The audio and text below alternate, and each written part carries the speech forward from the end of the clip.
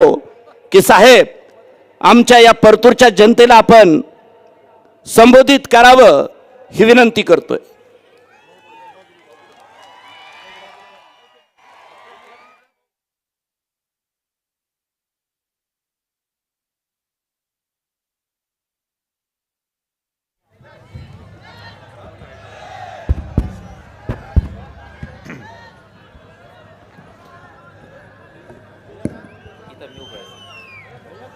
सगळेच आहे मग राजेश जी या उद्धव साहब तुम आगे बढ़ो। तीन उमेदवार आपले इथे जमलेल्या माझ्या तुम आगे बढ़ो।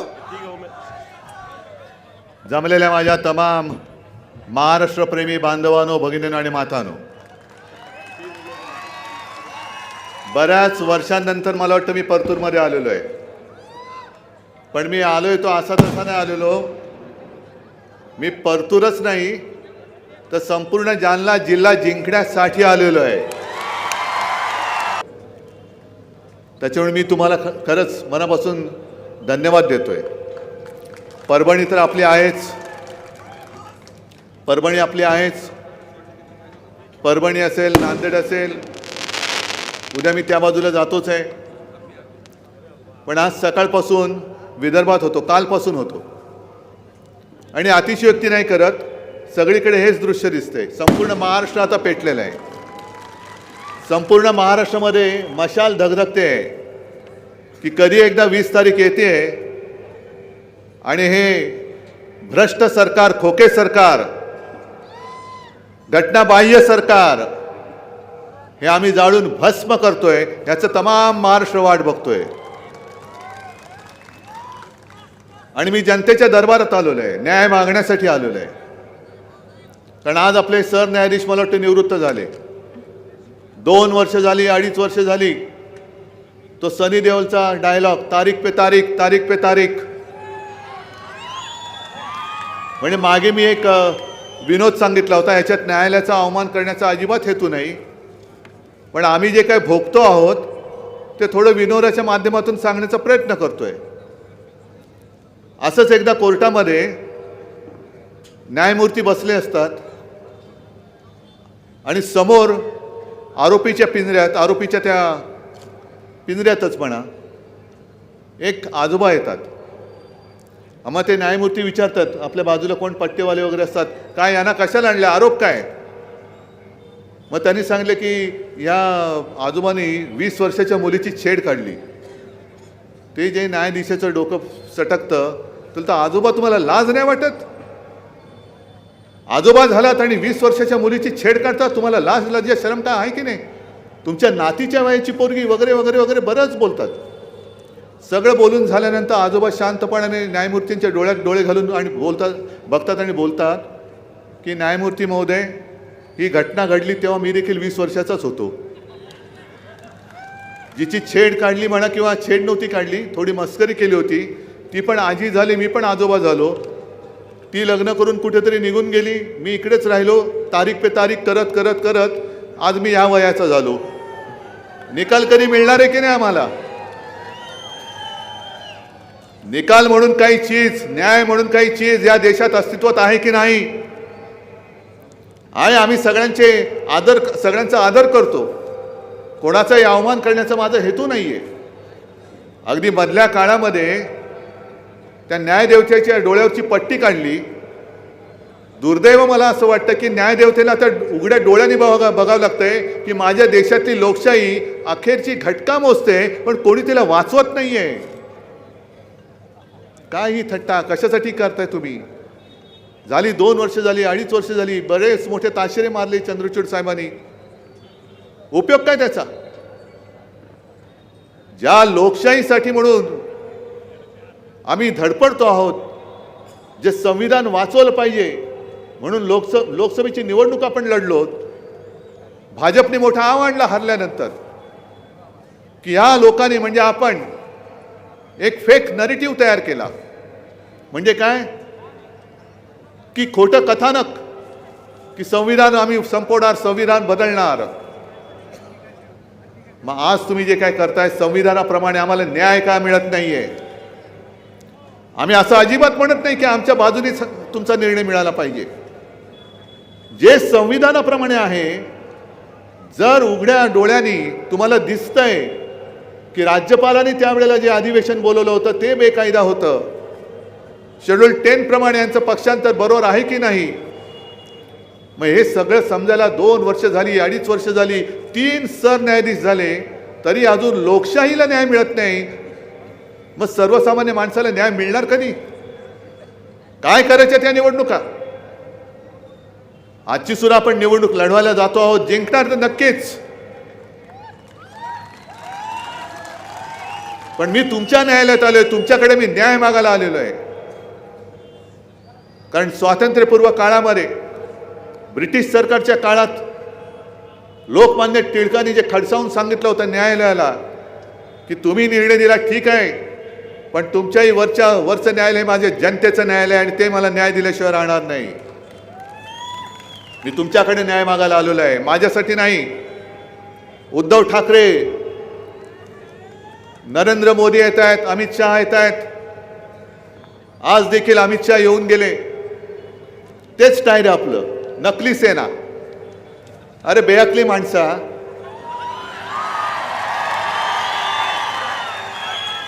नाही, जर कोणी माझ्या शिवसेनेला नकली म्हणाल तर कोणी असला तरी तो बेअकली आहे.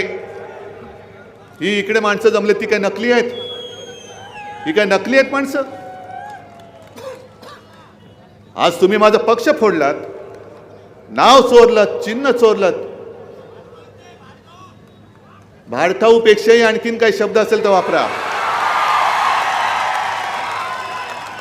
आणि निर्लज्जपणाने हिंदू हृदय सम्राटांचा फोटो सुद्धा चोरला, तो तर मी काढलेला. का? मिंद्यांना स्वतःच्या बापाचं नाव लावायला काय लाज वाटते?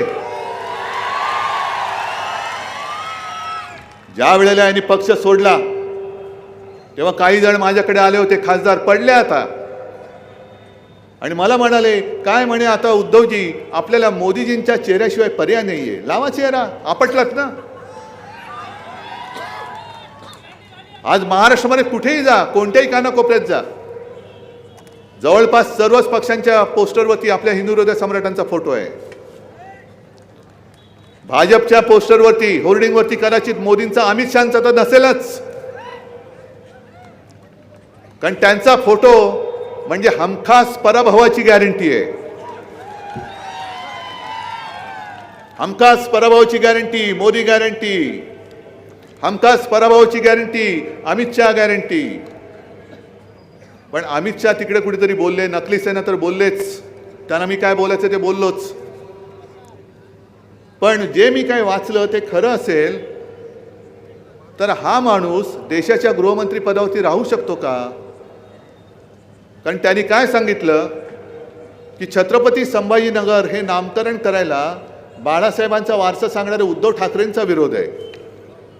टोपे साहेब, तुम्ही साक्ष पुरावा म्हणून आहे कोर्टात, हे जनतेचं न्यायालय, ही माझा पुरावा आहे, माझी साक्षीदार आहे. हा कॅबिनेटमध्ये औरंगाबादचं संभाजीनगर, छत्रपती संभाजीनगर हे कोणी केलं? आपण केलं. हे गद्दार पळाले होते, हे गद्दार सुरतेला पळाले होते ढोकळा खायला. हे गद्दार ढोकळा खात होते तेव्हा आपण इकडे आपल्या जिल्ह्याचं नाव हे छत्रपती संभाजीनगर केलं. कोणाला तुम्ही शिकवताय? कोणाला तुम्ही फसवताय? अहो, अजून आम्ही त्या विमानतळाचं नामकरण केलेलं होतं छत्रपती संभाजी महाराज चिकलठाणा विमानतळ, अजून ते का नाही करत तुम्ही? यापूर्वी किंवा या मधल्या काळामध्ये देशातल्या काही विमानतळाचं नाव तुम्ही बदललं. मग माझ्यावरती टीका करण्याच्या आधी तुमच्या बुडाखाली काय काय पेंडिंग आहे ते तर बघा. आणि मोदीजी आले, त्यांच्याकडे काही मुद्दे नाहीत. मला असं वाटतं लोकसभेतल्या तुम्ही दिलेल्या फटक्यानंतर महाराष्ट्राने जो काय त्यांना एक फटका दिला, फटकारे दिले, त्याच्यानंतर मोदी आणि शहा भाजपवाल्यांना मलम लावायला आलेत. कुठे रे उठला तुझ्या वळ? मग काही जणांना वळ दाखवायची सुद्धा लाज वाटते, अशा ठिकाणी तुम्ही वळ उमटवलात. राहू दे राहू दे राहू दे राहू दे. पण मोदी म्हणाले की हे महाविकास आघाडी यांच्या गाडीला चाकं पण नाहीत आणि ब्रेक पण नाही. ब्रेक नाहीच आहे, कारण आमची गाडी सुसाट जाणार आहे, दिल्लीपर्यंत पुढे जाणार आहे. पण मोदीजी, तुम्हाला आमच्या महाविकास आघाडीच्या गाडीच्या चाकाची जर एवढी चिंता असेल तर तुमच्या इंजिनाला भ्रष्टाचाराची जी चाकं लागलेत ना, ती बघा पहिली, ती या निवडणुकीत पंक्चर होणार आहेत. काय आव आणतात मोठा, 70,000 कोटीचा घोटाळा अजित पवारांनी ते आरोप केला आणि अजित पवारांना बाजूला घेऊन आज त्यांचा प्रचार करतायत. त्याची तर गोष्टच सोडा. सगळे भ्रष्टाचाराचे ज्यांच्यावरती आरोप झाले ते सगळे आजूबाजूला घेऊन मोदीजी तुम्ही त्यांच्या प्रचाराला येतात. काय कोणत्या तोंडाने ज्यांना तुम्ही भ्रष्टाचारी म्हटलं त्यांना मत द्या, हे कोणत्या तोंडाने तुम्ही महाराष्ट्राला सांगणार आहात? अजित पवारांच्या प्रचाराला जाणार आहात? जा. आणि कसं काय यांचं सगळं स्वच्छ आहे ते तुमच्याच तोंडाने, ज्या तोंडाने तुम्ही आरोप केले त्याच तोंडाने सांगा अजित पवार किती गुणाचा पुतळा आहे. का अजून त्यांना तुम्ही काय सँडल चोपली आंघोळ घातली? अरे टरबुजाबद्दल नका बोलू रे, त्याची संधी संपलेली आहे. पण मुद्दामून मला मिंद्याला सांगायचंय आणि अजित पवारांना पण सांगायचंय. आज अमित शहानी सांगितले ना, तुम्ही काय म्हणतात तसं मी नाही बोलत, देवेंद्र फडणवीस पुन्हा मुख्यमंत्री होणार असं ते बोललेत. मान्य आहे तुम्हाला? तुम्हाला पटणार आहे? आणि मग मिंद्या आणि अजित पवारांनी आता ठरवावं की वापरा आणि फेका हे भाजप कसं करतंय. आता तुम्हाला त्यांची भांडी घासायला लावतात की नाही ते बघा. हे असंच भाजप चाललेलं आहे, ज्याला आपण 25-30 वर्ष फसलो. आणि ते जे काय म्हणतायत ते ढोंगी हिंदुत्व मी मानायला तयार नाही. आपलं हिंदुत्व हे वेगळं आहे. मी अनेकदा सांगितलं, आपलं हिंदुत्व हे घर पेटवणारं हिंदुत्व नाही, नुसतं हिंदू मुसलमान दंग करणारं आपलं हिंदुत्व नाही आहे, तर घरातली चूल पेटवणारं आपलं हिंदुत्व आहे. आम्ही हिंदू आहोत ना, पण आज सुद्धा इकडे अनेक मुसलमान आलेले आहेत. काय त्यांना माहिती नाही आम्ही हिंदू आहोत? पण सगळे एकोप्याने जे नांदत आहेत, जे या देशाला आपला देश मानत आहेत, त्यांना पण तुम्ही शत्रू मानणार आहात? आमचं हिंदुत्व हे हृदयात राम आणि हाताला काम देणारं हिंदुत्व आहे. यांचं सरकार हे भ्रष्टाचाराने एवढं बरबटलेलं आहे. प्रत्येक ठिकाणी जाऊ तिथे खाऊ, जिथे जातात तिकडे खात आहेत. मुंबई महापालिकेची तिजोरी ह्या तरीका करायला चाललेले. संपूर्ण कॉन्ट्रॅक्टर आणि कॉन्ट्रॅक्टर सुद्धा कोण? मुंबई कोणाच्या घशात घातली? कोणाच्या? अदानीच्या घातली ना. मग हे यांचं हिंदुत्व, हा यांचा स्वच्छ कारभार.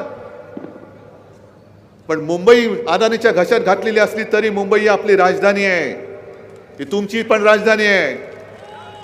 आणि मी तुम्हाला वचन देतोय, तुमच्या आशीर्वादाने आपलं सरकार आणल्यानंतर अदानीच्या घशात घातलेली मुंबई परत बाहेर काढून मी माझ्या मुंबईतल्याच नव्हे तर महाराष्ट्राला भूमिपुत्रांना तिकडे परवडणाऱ्या किमतीवर एक घर देऊन दाखवल्याशिवाय राहणार नाही. या तुम्ही सगळेजण, तुमचा हक्क आहे मुंबईवरती. सरकार आणा. मी अदानीच्या घशातली मुंबई काढतो आणि मी तुम्हाला देतो मुंबई आणि मुंबईच्या आजूबाजूचा परिसर. मुंबई काय तुम्हाला खिरापत वाटली? एक तर संपूर्ण महाराष्ट्र तुम्ही लुटतात, महाराष्ट्राचं वैभव तुम्ही लुटून टाकलं. उद्योग धंदे गुजरातला घेऊन गेलात. महाराष्ट्रामध्ये येऊ शकणारे उद्योग धंदे हे सुद्धा तुम्ही गुजरातला घेऊन गेलात. आणि महाराष्ट्राची किंमतच त्यांना नाहीये. महाराष्ट्रासोबत राहिला काय किंवा न राहिला काय, आमचं काय जातंय? या गुरबीमध्ये हे भाजपवाले वागतायत आणि त्यांचे लाचार हे मिंदे आणि अजित पवार वागतायत. अरे लाज वाटते आम्हाला तुमची. इतकं वर्ष तुम्हाला आम्ही सोबत ठेवलं होतं, त्याची लाज वाटते. माझ्यावरती टीका करतायत, करा तुम्ही, पण तिकडे जे काही लाचारी करता आहात, अगदी निवडणूक आज असताना सुद्धा महाराष्ट्राची पर्वा न करता महाराष्ट्रात येऊ शकणारा टाटा एअरबस जो आपण नागपूरला आणत होतो, विदर्भात, तो मोठ्या दिमाखामध्ये मोदीजींनी गुजरातमध्ये करून दाखवलं. महाराष्ट्र खड्ड्यात गेला तरी चालेल, पण मी इकडे माझा तिकडचा उद्योग इकडे आणून इथल्या लोकांना रोजगार देणार. मग तुम्ही काय चूक केले? तुम्ही काय पाप केले? काय तुम्ही काम नाही करू शकत? तुम्ही काय काम करायला गुजरातमध्ये जाणार? ही परिस्थिती आजपर्यंत कोणी महाराष्ट्रावरती आणलेली नव्हती. आणि मी भाजपला सांगतोय, मिंदेला तर सांगण्याची गरज नाही, कारण त्यांना सांगून उपयोग नाही. निवडणुकीनंतर तर ते कुठे दिसणारच नाहीये. आपलं सरकार आल्यानंतर पहिल्या प्रथम मी महाराष्ट्राची होणारी लूट थांबवेन आणि महाराष्ट्राचं लुटलेलं वैभव मी परत आणल्याशिवाय राहणार नाही. आणि आपलं सरकार याने का पाडलं? चांगलं चाललं होतं सरकार. चाललं होतं की नव्हतं चाललं? 10 रुपयामध्ये शिवभोजन थाळी आपण देत होतो की नव्हतो? आणि तुम्ही शेतकरी किती आले तिकडे? आलायत? मग मला खरं सांगायचं, आपल्या सरकारने 2 लाखापर्यंत जे पीक कर्ज माफ केलं होतं, कर्जमुक्ती, ही तुम्हाला मिळाली होती की नव्हती? मग काय घोडं मारलं आम्ही? 50,000 रुपये जे नियमित कर्ज परतफेड करणार होते, करतात, त्यांना द्यायला आम्ही सुरुवात केली होती. यांनी सरकार पाडलं. नंतरचे पैसे मिळत आहेत तुम्हाला? पीक विमा योजनेचे पैसे मिळत आहेत? सोयाबीनचा भाव काय होता? सोयाबीनचा भाव काय होता? होता ना? आता काय आहे? कापसाचा भाव, कापसाची खरेदी होते, डाळीची खरेदी होते. मग काय करायचं आहे सरकार? घाला चुलीमध्ये. या सरकारचा उपयोग नाही. आणि जे सरकार केवळ लुटण्याचं काम करते. आणि कसं लुटते? शेतकऱ्यांना मला खास विचारायचं आहे की तुम्ही बी बियाणे घेता, खतं घेता, कीटकनाशकं घेता, शेतीची अवजारं घेता, त्याच्यावरती जीएसटी भरता की नाही भरत? मग जीएसटीचे भाव खालीवर होतात का हो? पाऊस जास्त पडला, जीएसटीचा भाव वाढला. दुष्काळ पडला, जीएसटीचा भाव कमी झाला. नाही होत ना? मग तुम्हाला भरायचा असो किंवा नसो, तुम्हाला जीएसटी जो ठरलाय तो भरावाच लागतो. आणि लोकसभेमध्ये मला एका शेतकऱ्यांनी सांगितलं होतं, आता हे गणित मला माहित नाही, कारण मी शेतकरी नाहीये, मला शेतीतलं काही कळत नाहीये, पण मला शेतकऱ्याचं हृदय कळतं. मला शेतकऱ्याचे अश्रू दिसतात. त्याच्यामुळे मी चुकीचं बोललो तर तुम्ही मला सुधरवा. मला शेतकऱ्यांनी सांगितलं होतं की उद्धवजी, आम्हाला म्हणजे त्याला कोणतं किती एकर त्याची जागा होती मी नाही विचारलं, कोणतं पीक घेतो तर मी नाही विचारलं त्याला. तो म्हणाला साधारणतः मला 1 लाखाचं खत हे वर्षभरात लागतं. आणि त्यांनी सांगितलं की 1 लाखावरती 18% जीएसटी आहे. आता किती टक्के आहे कल्पना नाही. समजा 18% आहे, म्हणजे 1 लाखावरती किती पैसे गेले? 18,000 कोणाच्या खिशात? दिल्ली. आणि प्रधानमंत्री सन्मान योजनेचे किती मिळतात? किती? 12,000 ना? मग आणखीन 6,000 कुठे गेले? 6,000 कोणाच्या खिशात गेले? कीटकनाशकाची जीएसटी कुठे गेली? बाकीची जीएसटी जे भरताय ती कुठे गेली? कुठे? आणि ही जीएसटी एवढी आपल्याला लुटतायत. हे सकाळपासून जीएसटी आपल्या मागे लागते. म्हणजे केंद्राची माणसं आपल्या सोबतच असतात. दात घासायला टूथपेस्ट उघडली का जीएसटी लागते, कारण टूथपेस्टला सुद्धा जीएसटी आहे. ब्रशला सुद्धा जीएसटी, पावडर लावलं जीएसटी, आंघोळीला गेले जीएसटी, कपडे घातले जीएसटी, चप्पल घातली जीएसटी. काय आहे काय? हा, सगळ्यालाच जीएसटी आहे. आता या सर्कलला जीएसटी दिसेल ना, त्याच्यात बसवा आणि पाठवून द्या बाहेर, महाराष्ट्राच्या बाहेर. हे सगळं लुटून टाकायचं आणि वर आव आणायचा की आम्ही काय देतो आणि काय नाही. काय देताय तुम्ही? मध्ये जो काय त्यांनी शो केला आणि जी काही जाहिरातबाजी केली, महिलांसाठी योजना आणली, महिलांना विचारावं तुम्ही, घर चालायला पैसे पुरतायत का? मी ज्या वेळेला संभाजीनगरमध्ये आलो होतो, अंबादास माझ्यासोबत होते. शेतकऱ्यांच्या बरोबर मी बोललो. शेतकऱ्यांनी सांगितलं, साहेब तुम्ही देवासारखे आहात, तुम्ही आमचं कर्ज माफ केलं. म्हटलं ठीक आहे दादा, मी काही उपकार नाही केले, मी माझं कर्तव्य पार पाडलं. पण त्या शेतमजूर महिला होत्या, तिच्या बाजूला एक छोटं पोर होतं तिचं, असेल 3-4 वर्षाचं. म्हटलं काय ताई आता बरं आहे ना, तुम्हाला 1500 रुपये मिळत आहेत ना, घर चालतंय का? त्याला कसं काय म्हणे, पोराचं ॲडमिशन कशी घेणार मी?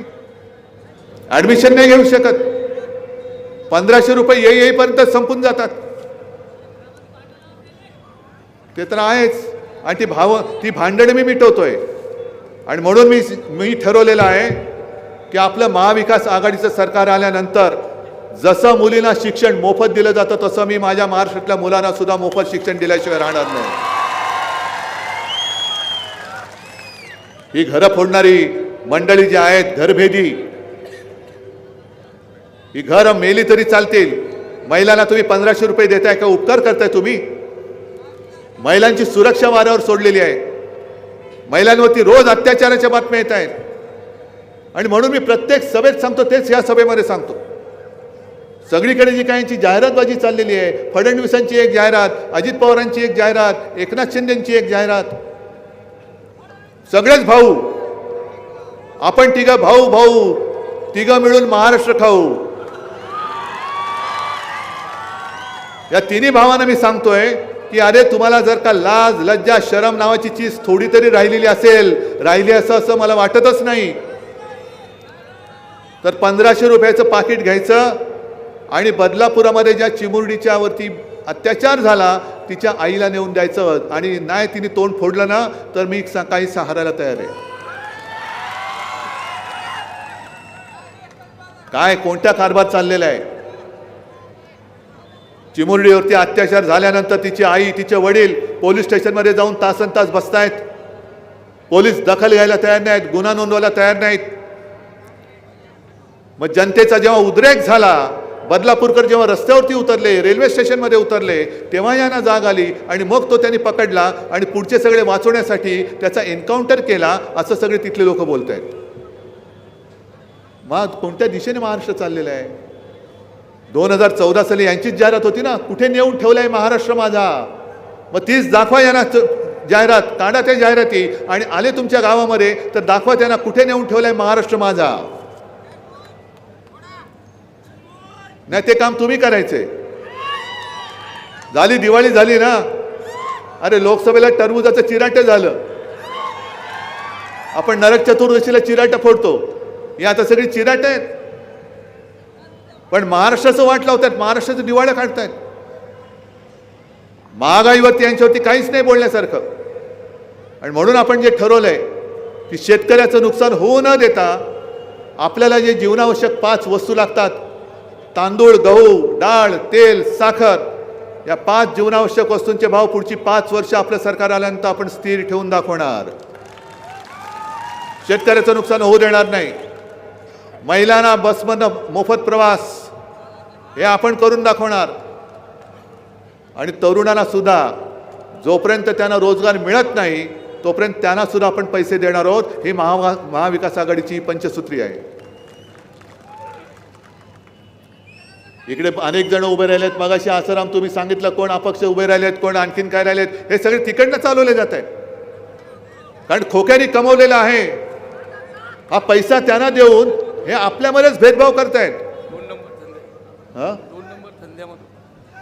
2 नंबरचे धंदे, किती नंबरचे धंदे आपल्याला काय करायचे मरू दे ना.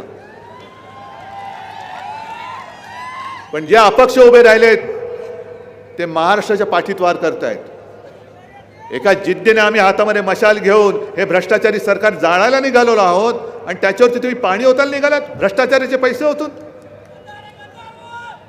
एक सुद्धा मत अपक्षाला मिळता कामा नयेच. नवे मी तर म्हणेन महायुतीला सुद्धा मिळता कामा नये. कारण आता हे झालं, यांचं खूप झालं. यांनी भ्रष्टाचार करायचा कुठे सोडला नाही. येऊ द्या ना सरकार, मग बघूया ना. यांनी पैसे कुठे नाही खाल्ले. रस्त्यात पैसे खात आहेत, सगळीकडे पैसे खात आहेत. अगदी लोकसभेच्या आधी मतं मिळवण्यासाठी, कोकणातली मतं मिळवण्यासाठी काय मोदीने तमाशा केला होता, नाटक केलं होतं. नौदल दिन तिकडे साजरा केला. चांगली गोष्ट आहे. आपल्या देशाचं सामर्थ्य दाखवणं ही गौरवशाली अभिमानाची गोष्ट आहे. त्याच्याबद्दल मी काही आक्षेप नाही घेत. पण मोदी येणार म्हणून घाई गडबडीमध्ये आमच्या दैवताचा पुतळा तिकडे उभारला, छत्रपती शिवाजी महाराजांचा. आणि एवढं बोगस काम झालं, तो पुतळा बनवण्यामध्ये सुद्धा पैसे खाल्ले आणि 8 महिन्याच्या आतमध्ये तो पुतळा कोसळून पडला. 8 महिन्याच्या आत आमच्या देवाचा पुतळा कोसळून पडतो. आणि मोदीने माफी कशी मागितली? धमकी दिल्यासारखी माफी मागतात. छत्रपती शिवाजी महाराजांचा पुतळा कोसळणं ही साधीसुधी गोष्ट नाहीये. महाराष्ट्राच्या छातीमध्ये केलेला हा वार आहे, महाराष्ट्राच्या हृदयाला झालेली जखम आहे. आणि त्याचा सूड या निवडणुकीत महाराष्ट्र घेतल्याशिवाय राहणार नाही. होय, आम्ही सूड घेणार महाराजांचा अपमानाचा. आणि म्हणून मी जे जाहीर केलं दसऱ्याच्या सभेत, गेल्या निवडणुकीत आपल्या मशाल गीतातलं जय शिवाजी जय भवानी हे शब्द काढायला मला लावत होते. तुम्हाला काय वाटलं तुमचं सगळं मी काय ऐकेन? मी दुसऱ्या दिवशी पत्रकार परिषद घेऊन सांगितलं निवडणूक आयोगाला की मी शब्द काढणार नाही, तुम्हाला जे उखाडणार उखाडो जाओ. नाही काढला मी शब्द. कोश्यारीने महाराजांचा अपमान केला, नाही काढलं मोदींनी त्यांना. प्रफुल्ल पटेलने महाराजांचा जिरेटोप मोदींच्या डोक्यात घालायचा. अरे काय, जे घालणाऱ्याला तरी डोकं आहे की नाही? काय वाटेलच्या बरोबर आमच्या दैवताची तुलना करायची? आणि म्हणून मी ठरवलेलं आहे की आपलं सरकार आल्यानंतर जसं सिंधुदुर्गामध्ये महाराजांचं मंदिर आहे तसं महाराष्ट्रामधल्या प्रत्येक जिल्ह्यात मी छत्रपती शिवाजी महाराजांचं मंदिर बांधल्याशिवाय राहणार नाही. आणि जसं आपण एक अभिमानाने बोलतो ना जय श्रीराम, तसंच यापुढे महाराष्ट्रामध्ये जय शिवराय जय शिवराय हा महाराष्ट्राचा श्वास आहे. हा महाराष्ट्राचा श्वास आहे. जे संस्कार तुम्ही आमच्यावरचे पुसून टाकायला निघालेला आहात ते संस्कार आम्ही असे तसे पुसून येणार नाही. महाराष्ट्र तुम्हाला पुसून टाकेल, पण छत्रपतीने आमच्यावर केलेले संस्कार आम्ही तुम्हाला पुसून येणार नाही. हा महाराष्ट्र कोणाचा आहे हे ठरवायचं काम आता तुम्हाला करायचं आहे. ही सगळी दैवत इकडे आहेत, सगळ्यांना नुसते हार घातलेत. शाहू फुले, आंबेडकर, सावित्रीबाई, आणखीन कोण आहेत, सेवालाल महाराज, आणखीन काय छत्रपती शिवाजी महाराज. हे काय नुसतं नावापुरता यांचा महाराष्ट्र आहे? का त्यांना आपण हार घालतो? का त्यांची आपण पूजा करतो? हा महाराष्ट्र शाहू फुले, आंबेडकर आणि छत्रपती शिवाजी महाराजांचा आहे. हा मोदी, शाह आणि अदानीचा महाराष्ट्र आम्ही होऊ देणार नाही, अजिबात होऊ देणार नाही. पण हे मी नुसतं एकटा बोलतोय. मला एका गोष्टीचं समाधान आहे की जरा कॅमेरेवाल्यांनी, प्रेसनी गर्दी दाखवावी, मोदी आणि शहाना दाखवावी. तुम्ही शिवसेना खतम करायला निघालात, तुम्ही माझे आमदार फोडलेत, तुम्ही माझे खासदार फोडलेत, पक्ष, चिन्ह, वडील सगळं चोरलात, तरी देखील ही जनता माझ्यापासून दूर जायला तयार नाहीये. हे माझ्या बाळासाहेबांचे, माझ्या आई वडिलांचे आशीर्वाद आहेत. हीच तर त्यांची पुण्याई आहे. मोदीजी, दुर्दैवाने तुम्हाला नाही लाभली, ती मला लाभली. मी काय करू? मला माझ्या आई वडिलांचा अभिमान आहे. तुम्हाला कोणाला, म्हणजे त्यांना कोणाला नसेल ते त्यांचं त्यांना माहीत, मी काय करू शकतो? आणि म्हणून मी दुपारच्या सभेमध्ये जे बोललो, कारण बऱ्याच ठिकाणी शिवसेनेच्या विरुद्ध गद्दार उभा केलेला आहे. या वेळेला फसायचं नाही. गेल्या लोकसभेच्या वेळेला संभाजीनगर असेल किंवा अन्य काही ठिकाणी असेल, अनेकांनी निवडणूक झाल्यानंतर मला फोन करून सांगितलं, उद्धवजी एक चूक झाली, आम्ही तुम्हाला मत द्यायचं म्हणून तुमच्या जुन्या निशाणीवरती आम्ही बटन दाबलं, पण नंतर कळलं ती गद्दारांची निशाणी, हरामखोरांची निशाणी होती. पण आता ही मशाल पेटलेली आहे, ही धगधगती मशाल आहे.